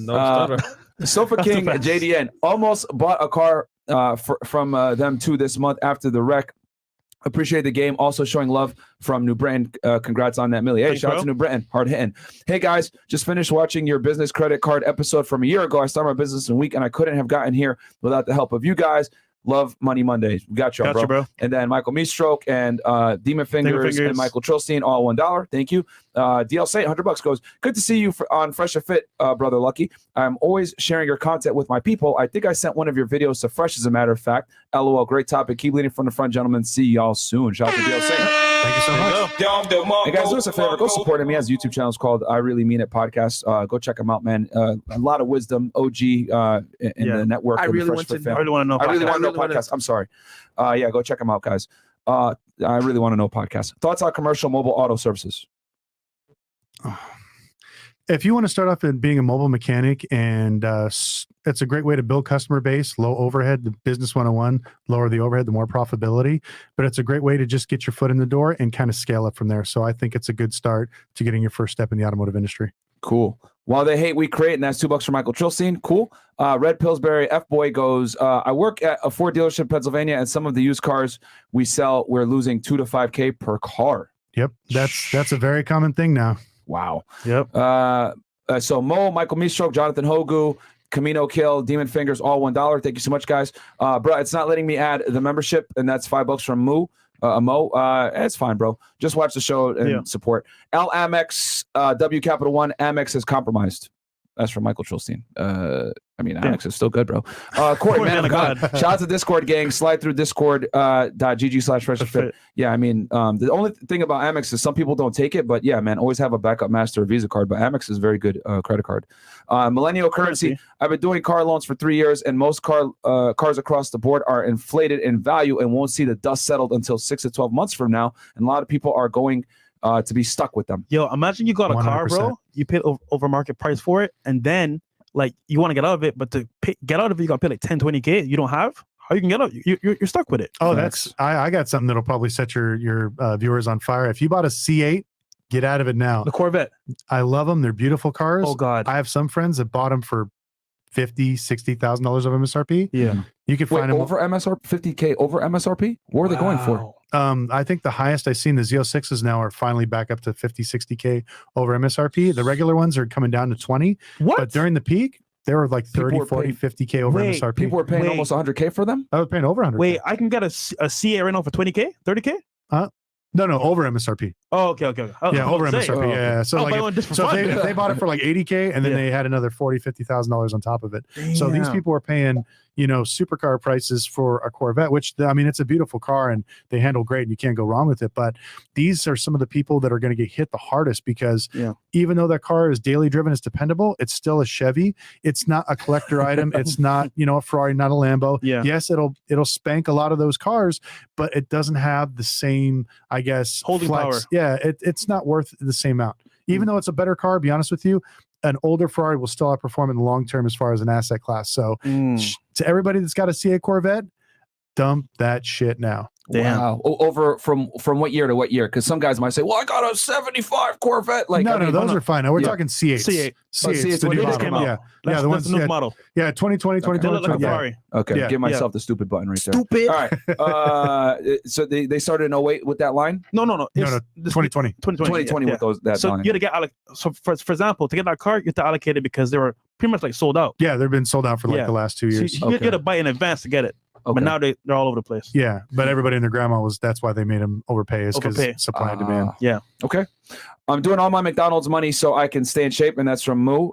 Thank you. Michael Trosty, Tom Brady meets F&F. Yes or yes. Okay. For Fresh's new car for gas, and that's $5 from Mo again. Thanks, Mo. That'll get you out of the parking lot. That'll help.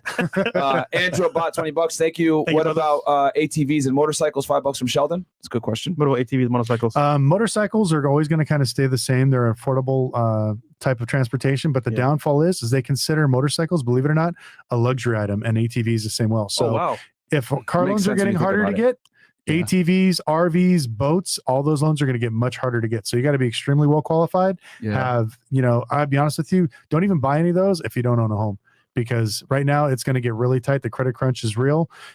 Just stay away from them. So here's an L that I did myself back in the day. You can probably laugh at me, Lucky and Myron. Stupid. So I bought a motorcycle on a personal loan Stupid. back in the day. What was your interest?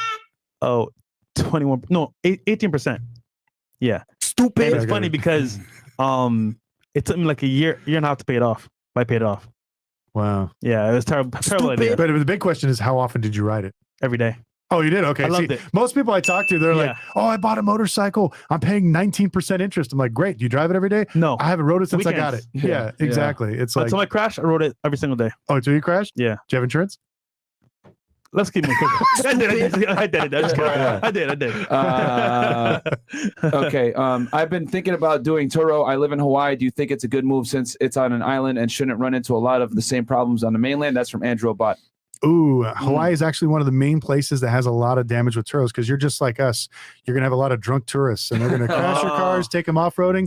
Somebody's going to try to get freaky on the side of the beach and get your car stuck. So I have lots of students that are in Hawaii. It's a great market, but you're going to have a lot of competition. So make sure whatever car you pick, it's not saturated. All you got to do is go on Turo, find the car you want to rent, and see the reviews on it. It's been rented like 60 times. It's a good one. If it's not a lot of reviews, don't mess with it. Stay away and give it a shot. What are some cars that people, if they do want to get into this and do the Turo thing, obviously you're advising them stay the fuck away from exotic cars. What cars should they be looking at using? You're saying start with 1 to 2, scale it up slowly. Yeah. So depending on your market, I tell a lot of people, there's all these YouTube gurus that say, buy this Mercedes, buy this Cadillac, buy this Chevy. We could do it by, how about this? We do it by U.S. region. We could do in the Northeast, for example, because they experience different weather. Yeah, we could do exactly. Southeast. So, what do you think? Yeah, It's gonna depend though. Yeah. So usually the first one, I'll just get this one out of the way. The best car to start with is the car that you own, just to test the platform. So if you got a 2015 Altima, hell, put it up there, give it a shot. But if you're ready to start your next car and you want to buy something on the West Coast, convertibles are the best. Usually Mustangs, Camaros, stuff like that. They rent all the time, obviously because of the weather. Yep. Jeep Wrangler? Huh? Jeep Wrangler? Jeep Wranglers are really good in the Midwest. If you're in like Chicago, Ohio, you know, where there's a little bit of snow, but then you still have summers, you could pop the top, show off. Okay. But then during the wintertime, you won't get stuck. So SUVs, stuff like that are really good for the Midwest. Four-wheel drive, I assume. Yeah, 100%. For all the people out there that grew up in Connecticut, so you need that for the fucking snow. Yeah. And then we'll break up the East Coast in 2 sectors because from like, was it South Carolina down? Yeah, it's different. Different it's world. affordable luxury cars. It sounds hilarious. 3 Series and C-Class Mercedes. From North Carolina down? Yeah. From North Carolina to Florida? Yeah. Okay. I don't know what it is. They love like affordable luxury cars because if you can be $10 more or $20 more a day compared to a Nissan Altima, people will pay it to get that little bit of a nicer So car. we're talking about Mercedes C-Class, Audi A4, a BMW 3 100%. Series. Yeah, your starter luxury a vehicles. Lexus. Yeah, because people, you know, when they go on vacation, they'll tend to spend a little bit more. You know, like we're coming to Miami. Yeah. You can afford a C-Class because I mean, I think every room here is like $250 a You night. want to now. be in style too. Yeah, you know, you can't flex in like a freaking hatchback Kia. So it's like you got to I come think here the key is that they know that it's got to be an entry-level luxury car to some degree. By the way, And on the East I Coast- better not see you on a Nissan Altima. I'm gonna judge you, bro. I'm gonna judge you. Okay, so that's for the southeast. Sorry. Yeah, And then- southeast. But for the northeast, 100% luxury SUVs. They get all the money and they stay rented. I have a friend of mine that has Range Rovers. Range Rovers. Oh, actually, I don't like Range Rovers because they're pieces of shit. They break all the time. Don't ever buy a Range Rover. Okay. I don't care what all your friends say. If you buy it, lease it, get rid of it after that. But We have one, LOL. yeah, it's It's good though. It's diesel. I never had any problems. You had one? Yeah, I have one right now. Oh, you do? It's diesel? Yeah. Oh, you're fine then. Yeah. The gas ones are ones just are terrible. absolute garbage. okay. Yeah. Smart. We did smart. Yeah, so but like the Infiniti QX 56, Okay. any type of smaller Lexus, Cadillacs, any like larger SUV that's Maybe four-wheel an drive. X3 that's Beamer? luxury. Yeah, even Maybe those. okay. Yeah, I mean, it's just the some reason the luxury SUV market is hot down there, up there. So that's what I would There you recommend. go. doing So for the the East Coast. quick recap for all you guys out there, because I know people were going to ask this shit. Oh, where should I start with on Turo? So if you're in the Northeast, start a luxury SUV. You're in the Southeast, start a luxury sedan to some degree, right? Yeah. And then if we're talking the West Coast, convertibles do well. Yeah, convertibles do that really have well a in drop sports top. cars. Yeah. And then Middle America, 4-wheel drive, Jeep Wrangler Yeah, type midsize joints. SUVs. Yeah. Okay. Midsize SUVs is the way to go because like a lot of the subcompacts, like these tiny little, I don't know if you ever seen a Buick Encore. Mhm. It's like probably the size of this table. And so my buddies buy them. They're 4 cylinders, but man, you get stuck out in the snow, you're pretty much SOL. So, and I guess real quick, because Texas is just such a goddamn big state, and it doesn't necessarily abide by like places like Chicago's rules. What would we say? Trucks, maybe pickup trucks? No, you're gonna laugh. Actually, it's gonna be full size sedans. So like Chargers, Impalas, Okay. You know, stuff like that, where it's like you know people are traveling for business, friends, stuff like that. Are we in the hood? And no, in Texas, it's a big thing. Like either people have big ass trucks or they love like American big power muscle muscle cars. Okay.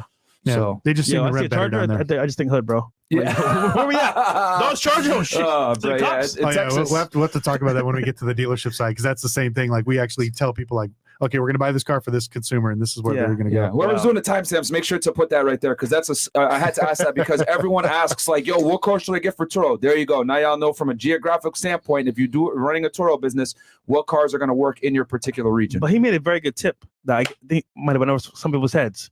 Go look at the car on Turo first, look at the comments, and it'll tell you is it a high marketable car to put out there. Yeah, because that's a good point. Yeah, and then on top of that, if you don't see something like, perfect example, minivans. People sleep on minivans. That was my favorite car to rent when I had my rental car company, because there was none around. So if you see like there's no, let's say, Jeep Wranglers or minivans or maybe a luxury SUV in your market, you may be able to take over that market for that particular area. But if you want to play it safe, go off of what other people have done before you and kind of get somewhat of a baseline. Gotcha. Okay, not to go too much into weeds before the next one, but does color matter when people are procuring vehicles for their Turo? Because that's something that people don't think about, is like, oh, what color should I get? I'll be honest with you. I tell everybody, don't do white. Enterprise, Hertz, like, because everybody and their grandma, like a Mercedes, you could pull off white. But if you get a white Impala, spend an extra few bucks, get like a red, charcoal, like something that will stick out, because you got to remember, when you scroll through Turo, all that shit looks the same. So you want to be able to black is not what you want. No, black or white. No, because you'll swirl marks. The people scratch them every time. These people just lean up on your car. Just go with like a very nice neutral, fun color, and then make sure you take quality pictures. Take the time, get off your ass, go to a nice park, go by the river, take some good quality pictures. The more you could stand out on Turo, the better it is. Damn, you guys got a bunch of game right there for free, for free, man. Like the goddamn video, man. Mondays, bro. Take a look at me on YouTube as well. Okay, so follow up on a 911 question, 911 question. Specifically curious about 996, 997, 991 generations C2S and C4S models, not any GT models, and that's from SG Complex 217. Oh, okay, yeah. So those particular models, you should be able to get a better deal on here in the next probably 3 to 6 months, because those are the ones that are becoming most, I guess, due when it comes to the repo market. The people that have the variable like GT models, those are people that have more money that will sit on, because the value is going up tremendously. So people tend to finance those models that you talked about right there. So you have more of an opportunity to buy one cheaper here in the next 6 months. Fire. Okay. Rainier Morales. He goes, hey guys, question for Lucky Lopez. I have a 2021 Tahoe. I have absolutely no issues paying for it. Question is, should I sell it back to the dealer and wait to buy another one next year? If you can get some good money and make money on your car, why not? But it's really becomes a personal question. Do you need it for work? Do you need it for business? Do you need it for your family? Is this your only car? If you can afford to just get rid of it and drive, a very nice 2002 Honda Accord, then I would definitely recommend it, because that's the best way to go. Yeah, the soft flex. But besides that, I mean, go for it. If you get a good offer, let it go. Seems to me like the general advice here is like, unless you have some very special particular circumstance, fucking sell. Yeah. Like get out of any type of lease or any type of monthly payment. Deadass. I just sold all my cars, bro. Literally, even Rolls. Damn.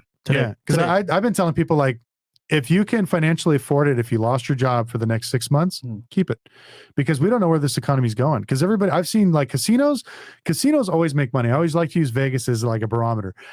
A lot of my friends at HR departments in the casinos are slowing down hiring. So if a casino is worried about people getting drunk and spending money, it's time to get scared about the economy, because they never lay off. No matter what the economy is, people are still drinking and gambling. So when they get scared, it's a barometer for me to say, oh shit, something bad's about to go down. So if you lose your job and you can't pay for that car for 6 months, walk away, because that's a very unique. That's the first time I've ever heard that used as a barometer. Which I mean, that's very individual to where you live. So that's a good metric, right? That's some inside info. Yeah. So once the casinos start laying people off, it's time to fucking worry about what the hell's going on. Shit's getting real. That's actually a good one though, because you think about it, people that are addicted to gambling, that always want to be at the casino, they will spend their last fucking dollar. Never stop. Like old lady by the slot machine with her oxygen tank. Yeah, hitting that button every 5 seconds. Johnny, you got some more money for me to gamble? Yeah. That's not Dooku. It goes, I got screwed up. I got screwed getting a lemon Jeep from a dealership, tried to trade it in, but couldn't, was told only way out is to make it disappear. Any advice? What? Ooh, I would not make it disappear. What the You're committing insurance fraud. You can actually run it through like, Next thing you know, fucking give me the VIN. They can disappear? Who says that? Yeah, I was going to say your name's on the screen, but yeah, my advice, just find another way to do it. You may have to, unfortunately, roll that negative equity into another car. So you may have to pick a car that you don't like to stick with for the next 2 years. That's your one way out of it. Boom. Unless you're rich, then just pay it off. Corey Manigat, this is probably too fresh money, just throwing it here. Keep it up, team. Thank you so much, bro. I work at a BMW dealership in Connecticut, right outside New York, in a very wealthy area, probably Greenwich. What is your guys' advice on the best way to market myself and generate more business? Patrick, Jason. Totally. Instagram and Facebook. Every day, go out there and say, hey, this is the car of the day. This is a beautiful X7.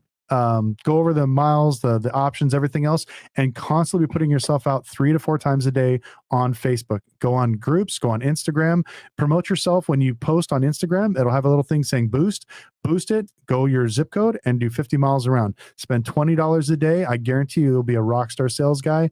Everybody will be lining up. And nobody uses social media. A lot of the sales guys are old school. They don't use this technique. Yeah. Seeing that you paid $49.95 to support the channel lets me know that you're not afraid to make some capital and making yourself better. Yeah. Also, just after that point as well, if you can find a celebrity in your area to promote for you as well, big W, because now you might have to pay them, but so-and-so bought a car from you guys. Okay, reputable business. I want to do it too. Yeah.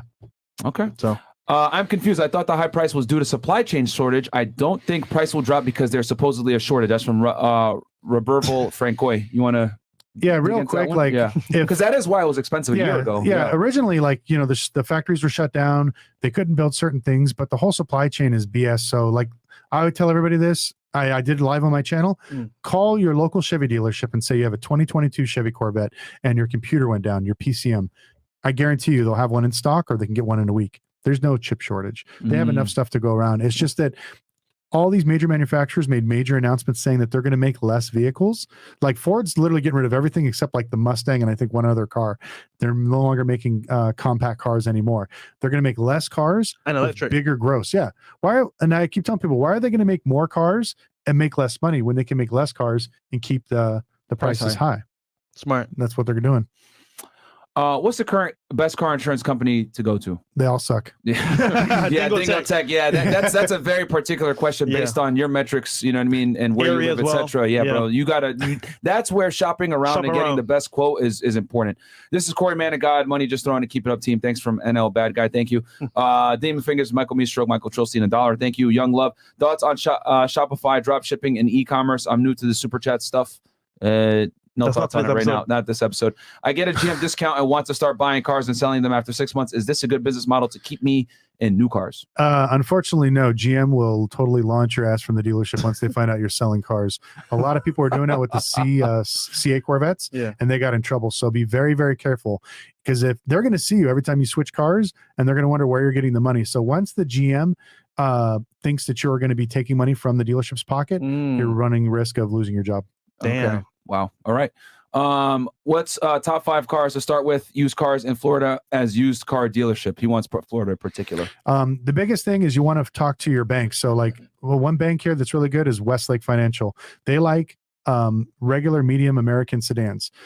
Buy Japanese or American cars or Korean cars. That's it. It's something affordable, cheap to maintain, easy to finance, to go through there. Don't buy Mercedes, don't buy BMWs, because a lot of the subprime banks do not purchase those cars. So stay away. All right. W Money Mondays, and that's from the enigmatic one. Thank you so much. And then Fresh, you want to hit the next topic, right? All right. So this is my last one for now, because time is ticking. So brother, you know what happened to me, right? So let's cover, like, I guess an inexperienced or a first time buyer in exotic cars. What could happen if it goes bad, or like, doing proper due diligence buying a car?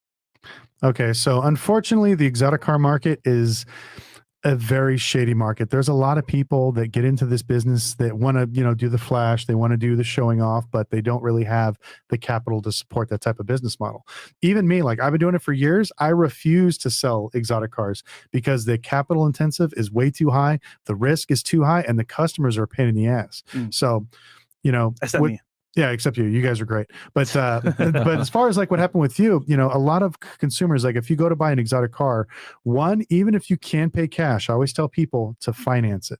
The reason why is your bank is another buffer of security. Now, there was a company here called, I think it was XL Auto Group, the one that defrauded a bunch of people and they lost their cars, lost titles. Yeah.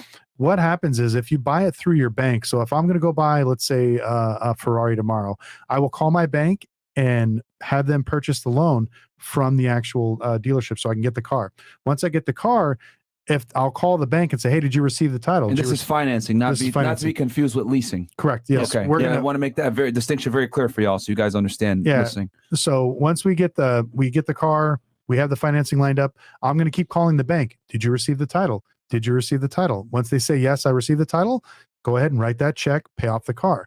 Now, the reason why I do this is because if for some reason the dealer, which happens a lot, dealers will not send in the title because they probably owe money. So let's say I'm selling a car to Fresh and you gave it to me as a consignment. So, hey, I got this. I'm a private person. Yeah, and I just give it to you as a dealer. I sell it to you.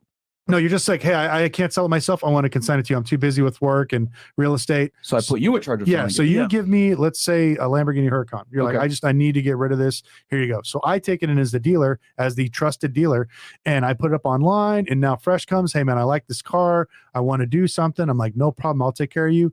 Fresh comes in with like $50K. I take the 50 grand. He gets a loan. I submit the car, and then the bank pays me usually within about 3 weeks, or actually usually about a week and a half. He's gone. He has the car. I'm the dealer. I have the money. But what's happening now is a lot of dealers, they're so in debt, they can't afford their bills. So instead of paying out you, because rightfully I sold your car, the 50K plus paying off the balance of your car, let's say you owned it outright, I have $300,000 in my hand now. I'm like, well, he gave me 50 grand. The bank gave me 250. I need to give the customer his chunk and then I'll get a small commission. Or I'll just be a greedy asshole and I'll keep it all to myself and I'll pay my bills and I'll tell you that the check's coming next week. It's coming next week. And that's what's happening right now is a lot of these dealers don't have the liquid capital to pay for these flooring lines. So when you buy an exotic car on a flooring line, you have to put like 100 grand down on most cars. You have to pay anywhere from $5,000 to $10,000 a month to pay down your car because the flooring companies don't like to hold that type of negative equity in an exotic vehicle. And so these exotic car dealers always try to find consignments because to you, it's free for your car to sit there. But if I buy one, I got to pay on it. But now these guys through the last few months, sales have been slow. If you look, you can go to Car Gurus. You can watch the price of an Urus, a Lamborghini Huracan, Aston Martins, Rolls Royces. Everything is dropping. And unfortunately, we have a situation where, you know, if you want to talk a little bit more about it, like, you know, you trusted a dealer because, you know, we're professionals. We're supposed to handle your confidence. We were background checked. This is why being a dealer, you have to go through all these loops is because you're trusted with people's money. You're trusted with people's credit. And a lot of dealers are not respecting that. They're literally, I hate to say it, they're fucking over their customers. So I'll just explain what happened to me. So I sold one of the Lambos, right? And the guy I went to, he pretty much took the money for selling the car and never paid the bank what I owed them. So what happened was the car's already sold, right? To Lamborghini, whatever. But he has to check. Oh, Lamborghini actually bought it back. Well, one of the dealerships bought it, Okay. But what happened was like the guy took the money from a buyer, has the check, but never sent it to the bank that for the loan to pay it off. So he's keeping the money for himself. So that's my current situation right now. So the car is pretty much should be paid off, but because he didn't send it to the bank with no title, it's not paid off. And they're reluctant to give the title to the bank because that would expose their hand, right? And show any type of okay. Right. So now he's in a tricky predicament because as a dealer, he's in the same scenario. He's me in the scenario you described a second ago. 100%. Because as a dealer, we're trusted to give him a title or to give you your title back or to do a correct transfer. So this allows dealers to sell cars without even actually physically having the title. And that's a scary situation. Now, as far as your aspect, we have 3 different options. One, we need to go to the DMV. We need to file a report. So if any of you guys watching this have this type of issue, the first thing you always do is you go to the DMV because if they're currently running right now, you want to spark a fire underneath their ass. So we file a report. DMV is going to go down there and they're going to be like, what's going on? Why isn't this gentleman's car paid off? I have no choice as a dealer. I have to show them money, show them something. The clock starts the day I do it. The DMV does not play. They'll say, you know what? We're charging you $10,000. And if you don't give this customer his title in 2 weeks, we're going to take your license. That is the only time a dealership will listen, is when you have to threaten his livelihood. And a lot of these guys, they're playing with a house of cards. So they know that if they don't take care of you, they're going to get burned. So the title goes to the person that purchased the vehicle, though, right? Because you said the customer. correct. Well, Okay. but also what's going to happen is the bank is in his case, the bank is holding the title. So this new dealership, Okay, because they haven't been paid. correct. Okay. They're not going to give up that title. Well, to be honest with you, they don't have it either. Yeah. No, the bank doesn't have it either. Your bank doesn't have it either? No, nobody has it. Damn. So imagine that. So get this, right? Got the Lambo, but I never got the title. He needed the bank. So what happened was he sold the car to another LLC to Lamborghini with the road title, but we never got it, me or the bank. So legally, I could sue him for fraud. Yeah. So did you buy and sell the car through him? So yeah. Okay. So he never turned in the title. He kept it and then sold it off to these other guys and pocketed them. Yeah. It's fraud. Now you'll 100%. Like now it becomes an issue where if you can prove this, the bank should let you off of your debt. Yeah. I've had to do this with a few guys that consign cars, just like we talked about that scenario, where they'll consign a car with a dealer and they'll sell it. And the banks are like, oh, we want you to pay because you technically signed the papers. My name is on the actual lease. Yeah. And so now these people are, put in this position where, they thought they were trusting a reputable dealer and now they're screwed because they already spent the money. You got a car note you got to make payment because you don't want to ruin your credit. Yeah. And the bank's sitting here like, what the hell's going on? Are we being ripped off? Ultimately, the bank, if once we file the documents, like with the first we go file the complaint with the DMV. Yeah. We start that headache. We let the dealership know, or excuse me, the bank know about the dealer, and we get them involved. We all get on a three-way call, and I guarantee you that pressure will basically put him in a predicament where he has two options. He either files for bankruptcy, which you can't file bankruptcy on fraud, so you're going to go to jail. The second one is you pay the man off and you try to save your reputation. And then I forgot three. We literally set his ass on fire. We go to all of his vendors, all of his dealers, and we tell him, hey, this guy can't pay his bills. As a dealership, your flooring company, which is your line of credit, if they have any inclination that you're financially solvent, they can snatch up your cars with a tow truck in like 2 seconds. Show up at the dealership and take all the cars off the lot. That is part of your agreement. Nobody's more gangster than a used car flooring line, and especially with exotic cars, because they know that when they start scamming people, it's only a matter of time before they the house basically of cards comes down. 100%. XL Auto was the first one, the major one that made headlines around the world. Yeah, this guy could be the second coming of it. But luckily, I spoke to the owner of the bank that owns the bank, and he told me what happened. He said, "You look, bro, you pay on time all the time. You're a good customer. I got you." However, like right now, I'm kind of torn because like I thought it was a friend, so it's kind of like you're doing me dirty when we did good business in the past, but now you're trying to like screw me over. So it's crazy, bro. Yeah. At least you have a buffer with the bank. Now the bank could pause your payments and help you with the fraud investigation and push the DMV to prosecute. That's the good thing. That's why I always tell people use a bank, because that's a buffer. Yeah. There's a lot of poor bastards that wired these motherfuckers money. Yeah. So $200,000, $400,000, $500,000. There was a friend of mine that was buying an Enzo, supposedly that was legit. Wasn't even a real car. It was like a replica that they just like were taking pictures of. Wow. And so this guy was wiring, several hundreds of thousands of dollars, and gone. It's gone. He has no ramification. Could you imagine if I paid the loan off and I didn't have a title? I'd be screwed. Money would have been gone. I hate to say it. It happens all the time. And this is something I talk on my channel and people don't believe it. They're like, that shit doesn't happen that often. I was like, Fresh, when did we meet? 2 days ago. Literally. Yeah. It just happened. Like somehow the stars aligned. He had an issue. I wound up popping up. I'm telling you, this stuff happens all the day. I guarantee I check my phone and I guarantee my Instagram, there's probably 30 messages after this video of like, man, I got burnt. This happened. And it sounds funny. You think it's going to be. dealers doing this on cars that aren't even they're doing this on all kinds of cars, I would assume. A lot this of isn't just limited to luxury cars. 100%. A lot of these dealers, like I said, it's a house of cards. They play with these flooring lines, and these flooring lines eat up all their capital, so they never have the money. So they're doing robbing Peter to pay Paul. So if I sell 5 cars, they're broke basically. Yeah, if I sell 5 cars today, I'm getting paid from the bank for those 5 cars. I'm going to pay the cars that I sold last week, these 5. And so they're constantly doing this with the money. Yeah. Once that, like now that sales are stopping, That Ponzi scheme stops. Now it's like, oh, Okay. I have no cars, but I still owe for these 5. And what happens is as a dealer, this is why Carvana's in trouble. By law, I have 30 days to turn in a title. If I don't turn it in 30 days, by law, you have a right to get your money back. They'll cancel the loan, and then they have to the dealer has to give the bank back their money. So And it's been months actually. Yeah. But luckily, it's gonna be under control. And I spoke to the owner of the company. What the plan was. So I'm gonna get everything back. I'm gonna be squared away. But it's crazy because this happen to anybody. Well, yeah, but it's the bank that's helping you out. It's not the dealer, right? Sorry, the bank. Yeah, the bank. Do you want to give a shout out to the dealer? Should I? Hey, you know what? It's up to you, man. But Just because I want this to be an example where like you can learn from my mistake, my mess up, whatever. I guess with the dealership, I'll show you guys who it is because bro, it's crazy, bro. Like, are you sure you want to do that? Yeah, you know who it is. Yeah, I know who it is. It's up to you, man. So, I mean, it's really your call. But yeah, this is the one car where like, bruh. Anyhow, this is people I trusted, man. I don't know what happened here, bro, but like, dude, I gotta do it because at this point you're trying to screw me over, and look, it's just a matter of time. So here we go.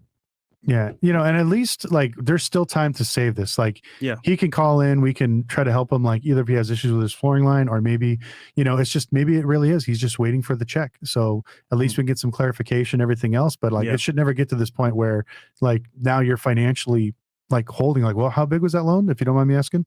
Like 275. Think about it. Would you ever loan a friend $275,000 without some sort of collateral? Yeah, that's wild. Mind you, the check's gonna pay off more than that. So I'll actually make money on the car, but it's like you didn't pay the bank, so then it's like it's weird. And imagine like if you needed that money. Yeah, exactly. Like you're in a position where it doesn't matter, right? This is going to resonate with if you needed this money. Yeah, this is going to resonate with you. I had a customer that did the same thing with the auto group in LA. He was selling his Lamborghini SVJ because he needed the money to close on some real estate.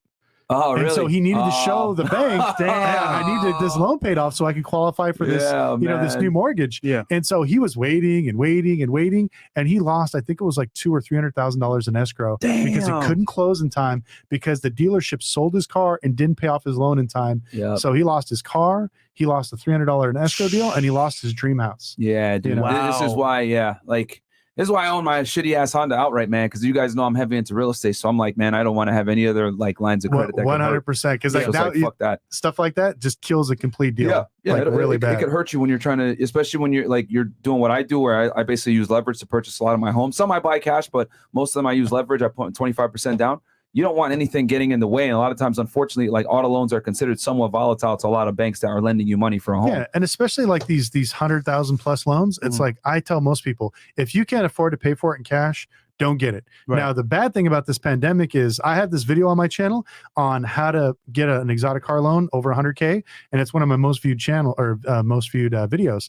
But now during the pandemic, I saw regular banks like Ally, like when I have an Audi R8, they were like, oh, we'll finance up to $225,000 for 96 months at 3.5%. And I'm like, 96 months? Mm-hmm. I was like, that's ridiculous. It's like, I'll do 60. Oh, but you can extend it out and we'll throw in whatever you want. I'm like, nope, I'm putting X amount of dollars down. I want, I don't care about the higher payment. I'd rather keep paying it down because I'm worried about depreciation. That's something that a lot of people never talk about, especially when in the rental car game. And now, like even today, if the market drops 20, 30%, I still have the ability where I can liquidate my R8 and then wait for maybe some of these cars that we're talking about showing up at the repo markets. Yeah. So if you're going to do this and you want to buy these exotic cars, one, you buy from a reputable dealer. It has to be reputable. Can't be some small mom and pops guy. Try to go big franchise store. Second, finance it. Do not pay cash. Don't you ever fucking send a wire for over $10,000 to a dealer. Don't ever do it. Because 9 times out of 10, unless it's a big franchise store, you're going to get burned. Yeah. And the second thing is really look at your finances, because I have friends of mine where they're like, I can afford a $2,000 monthly payment. But then when they get that insurance bill of $1,800 a month to insure their Lambo, then it really gets claps. And the other thing too, I want to let y'all guys know, like, don't go ahead and DM that Instagram and harass them or whatever. Fresh is telling you guys that, just so you guys know, for anyone that's in the South Florida area looking to buy a car, don't, he's telling you guys, just don't go through them. You know what I mean? Go through somebody else. Don't harass them or else other shit. But go through someone else that's more reputable. But he's still in redemption period. I will say this though. Thankfully, I had a good relationship with the bank itself, and because of that, I got another loan today for a different car. So like, my thing is, they really trust you, man. They trust me a lot. Dude, I pay on time. I'm like a model customer, so like, it's good to go. But yeah, this is crazy, bro. No, Friends, bro. Friends, all right? Yeah, exactly. It's all about networking, who you know, and like I feel so bad because like I love the car business. It's like a passion of mine, and nobody ever enjoys going to a dealership. Like you'll never meet one person like, man, I went to the dealership. They fucking kicked me in the nuts for 2 hours. I had a great time. Experience. Yeah, nobody does. And so it makes me bad when like, if you look at the most fucking hated people on earth, we even beat your buddy Andrew Tate. Like dealers are just way up there. But they hate it. They always say used car salesman for a reason, right? Yeah. So, Exactly. I was today though, Lucky. I had a great time at the dealership today. I did. You did? Yeah, it was awesome. Well, yeah, it's because you got this beautiful new car. Yeah, I missed some good friends. Which will come out in the vlog tomorrow. Yeah. Fair enough. All right, man. Where are we at here? Okay, damn, I want my gas money back. First sold all hose cars. Okay. Well, not all. I just sold some of them. Okay. Some of them, yeah. That's not Dooku. Just got my LLC. How can I use it to get a car and more?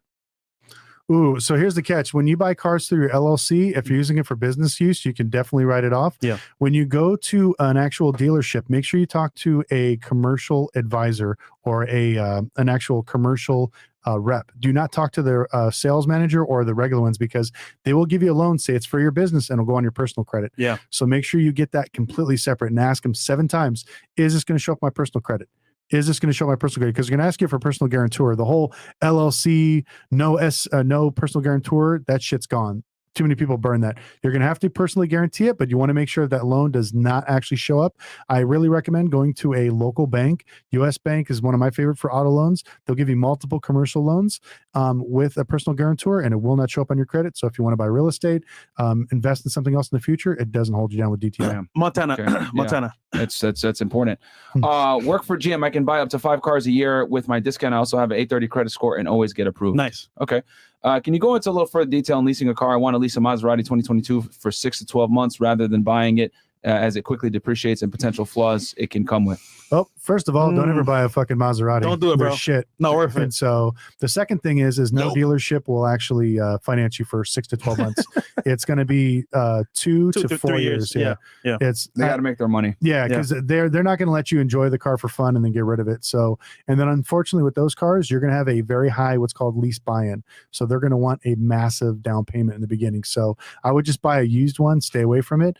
Gran Turismos are the best because the transmissions are solid. Those Ghibli's, it's just a bootleg 3 Series. Trash, don't even buy it. Yeah, trash. Just please stay away. All right, and that was me and Green before, and then JDM Life. Off topic, but do y'all have any content on wholesaling real estate? Would really help. Yeah, we do. Go ahead and look Detroit Mogul on our channel. We talks about wholesaling real estate. Would you guys sell or hold a Ford Mustang EcoBoost 2021? 5 years left, 1 year down. Payment is $540, APR 5.4%. They're offering $20K for it. Negative equity is $10K. Oof. It really depends on your financial situation. If you like the car, keep it, ride it out. If you want to get something else that'll make you more money or suit your lifestyle better, and you don't mind throwing that negative equity into something else, because you got to remember, it's not the 10K of negative equity you got now. Add another 10K for the new car purchase. Yeah, fair enough. Mo goes, for Myron, what is the best place to invest in property in Florida as of today? The next 6 months, 30K down. FHA, I want to buy as an investment. Duplex, triplex. I have 800 plus credit, no debt. I mean, Florida in general is good, bro. I mean, Florida is one of the places that isn't suffering too bad, even now with the interest rates going up.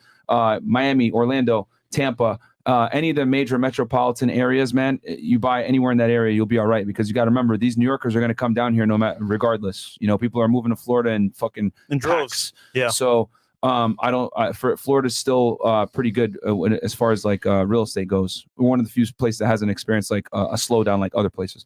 Do you see a continued growth and appreciation with manual shift exotic, i.e. Lambo, Gallardos, and Mercedes? 100%. If you can get any naturally aspirated exotic car that is also a manual, they are going up at a rapid pace. Because remember, this EV trend got really pushed during the whole COVID thing.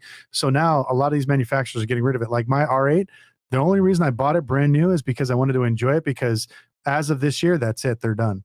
There's no more. So I wasn't able to get an older one that was a stick, but all those cars are going to appreciate massively. So buy it, hold it, definitely wait. Okay. W. All right. And you bought it for personal, like you're not looking to sell it or anything like that. It's your car, so it's different. Yeah. So it's different when you buy it for that purpose. All right. Are we caught up? Yep. All right, cool. Go ahead, Fresh. Do you have anything else? Brother, where can I find you, bro? They can find me on my YouTube at Lucky Lopez, and then also on my Instagram at Lucky Lopez as well. We talk all things automotive, fun stuff like this, and we're doing a lot more stuff. We're actually opening up a dealership in Vegas. Hopefully, if that comes soon. I'm waiting for the city to approve my plans, but our whole goal is to build not only something that's more transparent. It's called Panda Auto Sales. Everything's black and white. We're not going to bullshit you. The numbers are the fucking numbers. It is what it is. And then also we're starting a company called Influencer Auto Sales, where I'm trying to work with a few hedge funds to become creative financing for people like us, where if you go to a bank and you tell them, hey man, I do YouTube. They're like, wait, what? They don't know what to put category to put you in. They're like, well, what do you make? Well, here's what I make. Yeah, exactly. And they're just like, well, we can't lend to you. These banks are so restricted on how they lend. So my goal is to help finance people like us that, you know, that have the money, that have the followership, that get the cars, because a lot of people don't know this. You know, all these people, professional athletes, celebrities, if they run into money, they get $10 million tomorrow for some contract. They can't go to Lambo or Ferrari just to buy a car.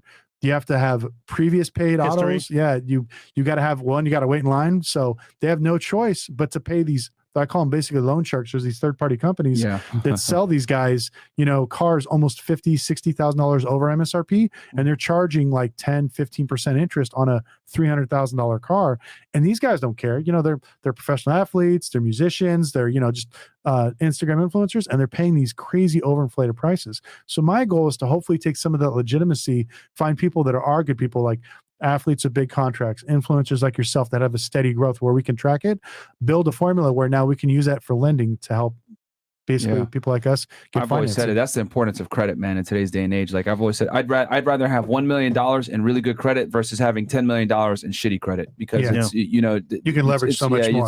It's so important, man, because if you don't, then guess what? You're going to have to take that 10 million and start actually buying shit cash, which you'll realize very quickly that's a very stupid process. You know? So, cool. All right, man. Yeah, guys, check him out on YouTube, man. All his links are below, man. Go ahead and check him out. Subscribe to his channel.